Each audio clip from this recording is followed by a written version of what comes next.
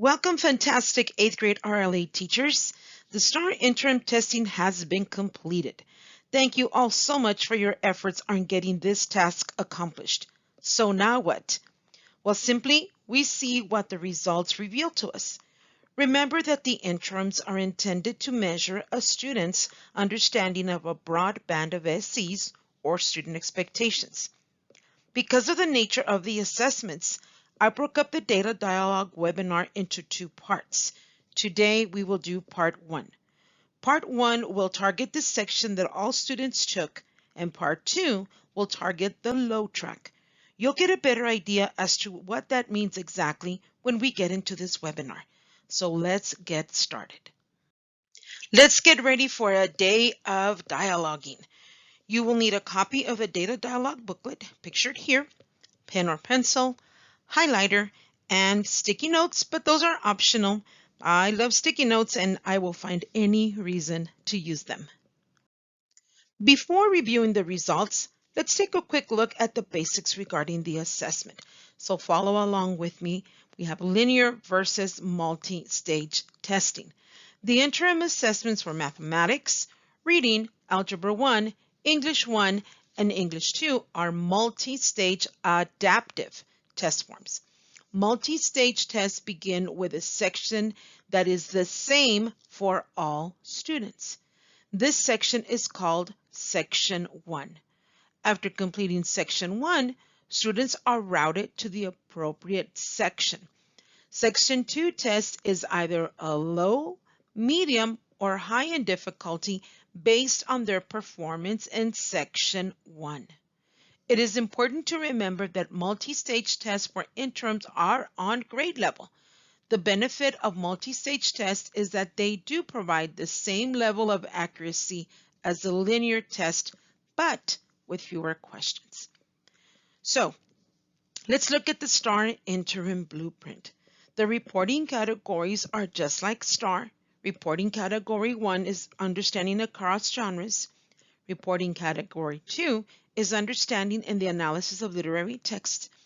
And reporting category 3 is understanding analysis of informational texts.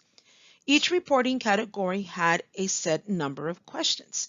So reporting category 1 had 6, reporting category 2 had 14, and reporting category 3 was 12, for a grand total of 32 questions. So on the interim for 8th grade, students had a grand total of 32 questions.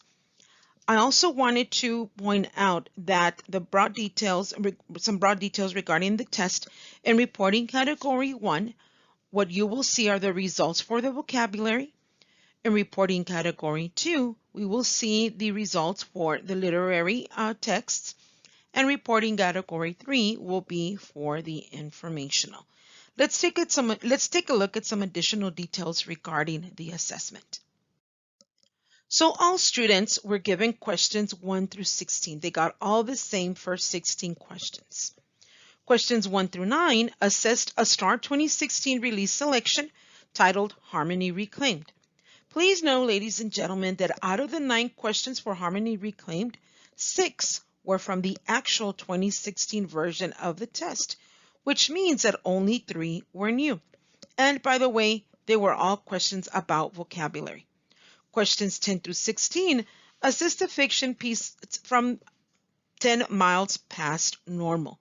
Thereafter, depending on how students performed on questions 1 through 16, they were routed into a low, medium, or high route. Let's take a look at each of those. If students were routed into the low, they got a fiction piece titled Working for a Good Cause, and that was questions 17 through 26. Thereafter, questions 27 through 32, they got an informational titled Breaking Down a Battleship. If, however, students were routed into medium, they got questions 17 through 26 was from a fiction piece titled The Competitor. Questions 27 through 32, they got an informational piece, Why Those Thrills and Chills. Or if they went on the high route, questions 17 to 25 was a fiction piece from The Highest Tide, and questions 26 through 32 was informational titled Marc Chagall. Whether students were sent into a low, medium, or high route, they received an additional fiction and informational piece. Please note that at any point during the webinar, you are free to hit pause and then resume when you are ready. Let's move into how students performed. This will be part one of our data analysis. Fortunately, there are only two. So now let's see at how students actually performed. The data analysis process will be the same. Here's what, so what, now what. You may recall that we have used this for the 4 and 9 weeks assessments data analysis. But what will be different this time is that for the sake of time, I will provide you with key findings or facts that you will be writing under the here's what column, particularly because the data among campus is very, very similar in nature. Your main work then will be, as an RLA team, you will be discussing the so what and now what. So let's keep going. So let's start with the data. Let's start with here's what. You will be ready to take some notes. You might consider writing smaller so that you can have a whole bunch of notes in that column. It is up to you though. This is our first set of data. Overall performance by campus by reporting category. Please know that this is the summative of how students perform for the questions they all took, as well as the tracks for low, medium, or high. Just as a reminder, for the interim, R1, the data that you will see there is how students performed on the vocabulary questions. R2 contains the data for literary texts, and R3 contains the data for informational texts. So you all ready to write down some here's what, some facts on your data protocol handout? Here we go. So here's what. First, students perform better in reporting category 1. Second, between fiction and informational text or literary and informational text, students perform better in literary text by far.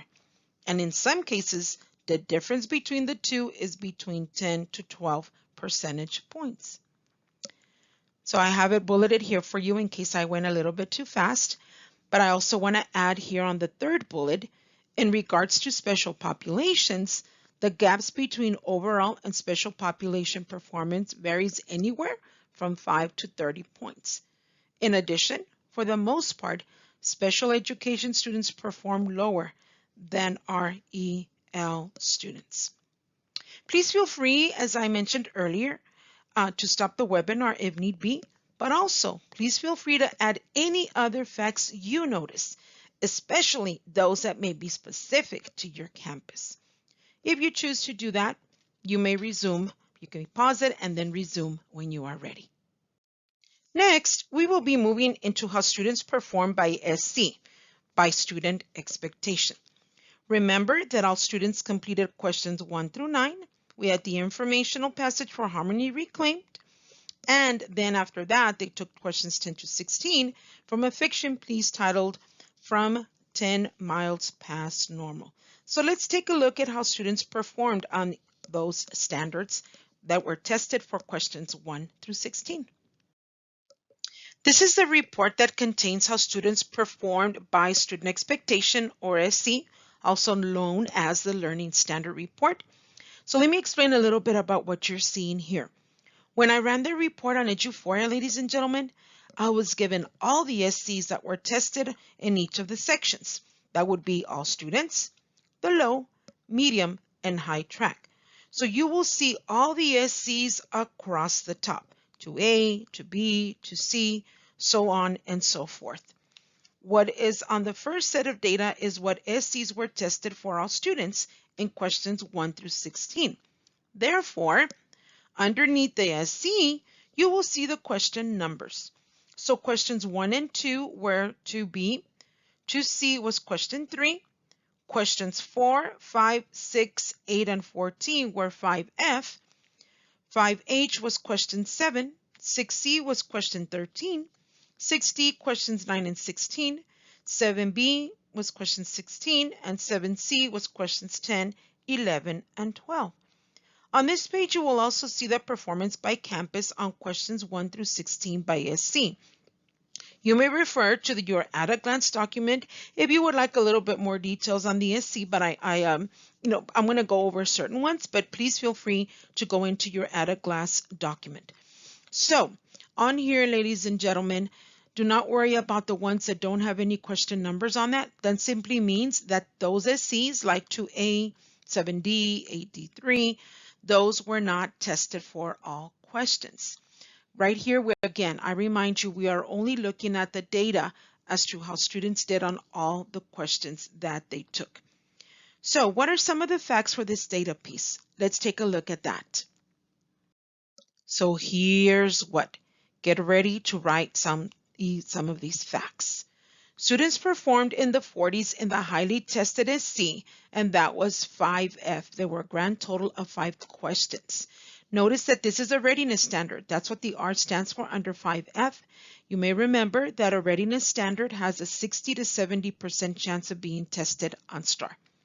I would also like to add that when it comes to 5F, our inferencing, our special population students scored significantly lower. The other SC that got attention on this assessment was 7C. That is also a readiness standard. Students scored in the upper 50s. So on the plus, it was higher than 5F, right, on 7C. At this time, ladies and gentlemen, you may choose to stop the webinar to add facts that you may notice for your campus, and then you can resume when you are ready. What we will be doing next is we're going to take a look at the actual selections and the questions for the SCs that were highly tested on this assessment. Again, for the sake of time, we are only going to focus on 2, 5F, and we're going to look at 7C. Please know that the test is not available for download on the reporting site. So what you will see is the cut and paste version of the test. What I did, folks, is I took snapshots and then added them to this PowerPoint. Please be aware that students did not see it this way. Rather, they saw it on the testing format on the testing site. I apologize in advance for the size of the font and also for those questions that may be a bit blurry.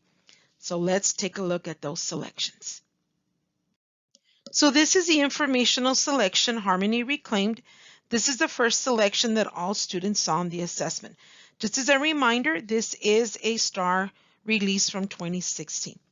Although it is an informational piece, it has limited informational text features.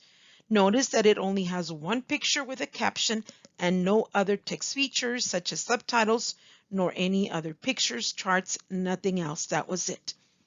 This selection, by the way, is about a gentleman in Paraguay who created the recycled orchestra. He created instruments by using recycled materials. The orchestra performed locally and then in Brazil, Panama, and Colombia, and eventually the US. A documentary was even created about the orchestra. I'm hoping that you had an opportunity to read through the selection. If you haven't, I just gave you a quick recap. But if you feel the need, please stop the webinar and then continue when you're ready. It's very important that you're familiar with the passages because that, as you know, our STAAR reading is text dependent. So it's important that when we look at the questions that we are familiar with the passage. Alrighty, so let's keep going. This is the fiction selection students on the assessment. It is an excerpt from 10 miles past normal. In this case, folks, the title doesn't tell us much. 10 miles past normal. I'm wondering things like 10 miles from what or where.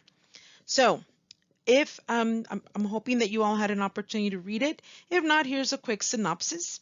So as it turns out, the narrator of the story, Janie, was full of silly ideas as a child. Her parents normally dismissed her silly ideas, but then one day they took her up on one of those ideas. And that was moving out of the city and into a farm. So things went well at first, but she was young and she was admired by kids in her classroom, especially when it came to stories about her living on the farm. But as she grew older, that admiration ceased, especially when she came smelling of farm animals and chores when she got to high school, and it didn't seem as fascinating anymore. So Janie then started having regrets about having moved to the farm. So that's where it ends. It's an excerpt after all. So remember, you can pause if you would like an opportunity, if you haven't had one to read it. So that would be it. And then so let's now move on to the questions. Just as a reminder, we will be looking at the questions only for 5F and 7C. We're going to continue the trend on here's what. So be ready to take some notes. So let's take a look at the questions for 5F.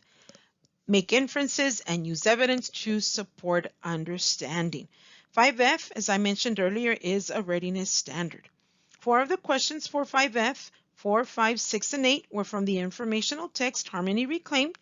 Again, as a reminder, please know that the questions that we will be looking at today were questions that appeared on the 2016 test when it was first administered back in 2016. Question 14 was the only one that came from the literary text. So just as a reminder, you may recall the process from other data dialogue webinars.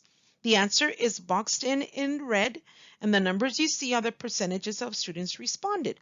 So for example, for question 4, the answer was C. 63% of students in the district got the answer correct, and 17% of students were distracted by answer B. When looking at question 5, 53% got the answer right, while 27% were distracted by D. Please know, ladies and gentlemen, that I am using district data. Remember, after all, the students across the district performed very, very similarly. But if you'd like, you can look at your own campus data. I would be happy to run those reports for you. Just let me know, reach out to me. Students performed fairly on question 4. They were at 63%. Question 5, though, proved to be more challenging. Let's take a look at question 4. In order to be successful in the orchestra, members most likely had to.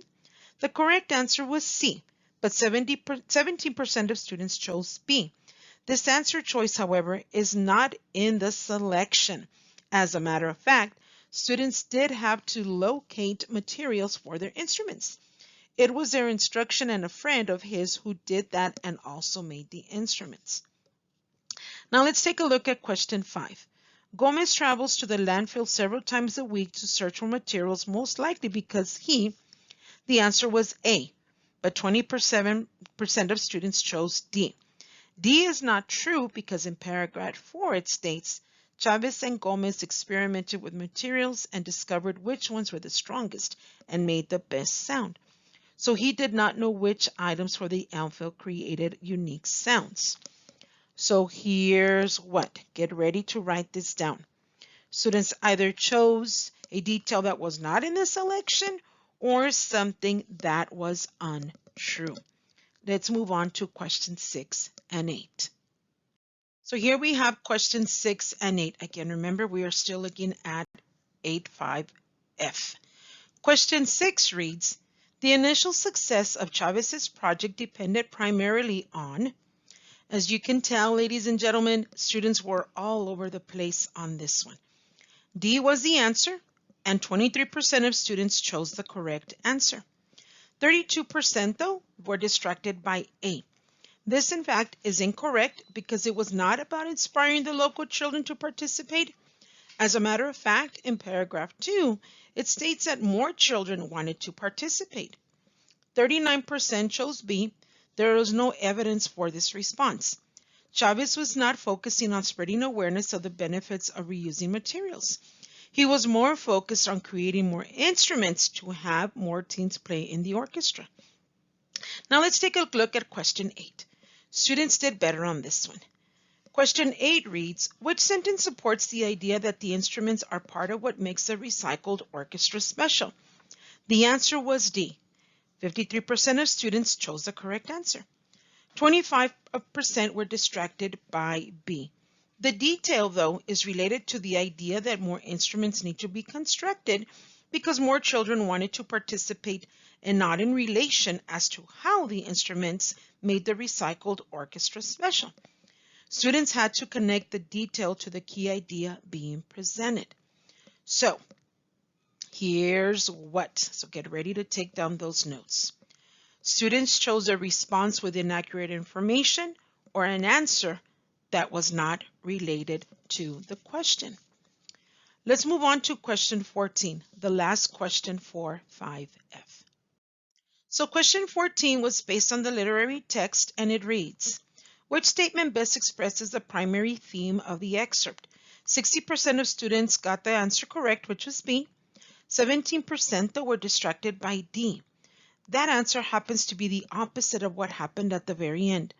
Although there were changes in the move the family made and it was planned out, the move did not pan out for the narrator in the end. So here's what. So get ready to write this last statement. Students selected a response that applied partially to the question. Next up is the SC. We have 8.7C, and for those we just have 3 questions. Let's take a look at those. So now we're wrapped up 5F and we're moving on to 7C. So let's take a look now at the questions for 8.7C, which is analyze nonlinear plot development such as flashbacks, foreshadowing, subplots, and parallel plot structures and compare it to linear plot development.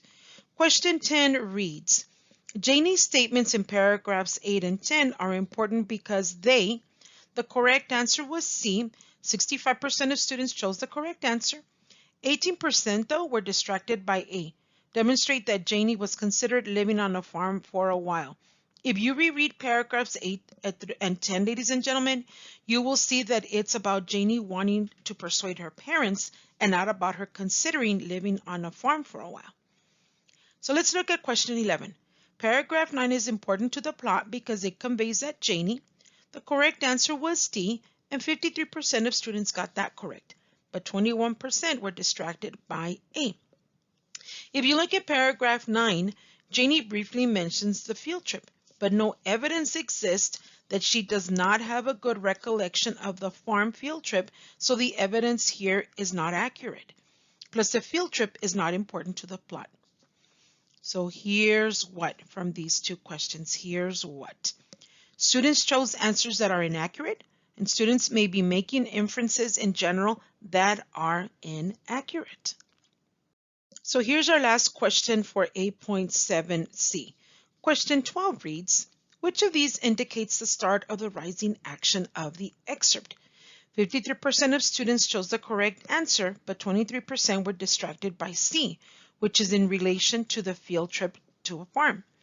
The correct answer is in relation to the mother making a connection with the father about the possibility of moving to a farm, which is what the family ultimately did. Answer choice C is only about a detail in relation to a farm and is not indicative of the rising action. So here's what.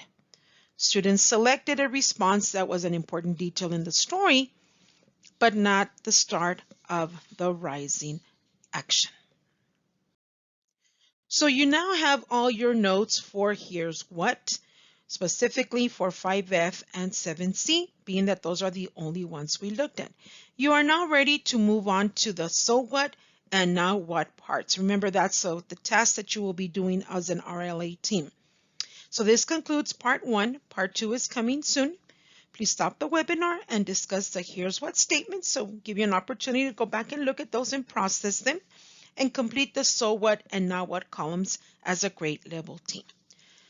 By all means, reach out to me with any questions or requests that you may have. You know that I am at your service. So thank you all so much for participating in this webinar. Have great discussions.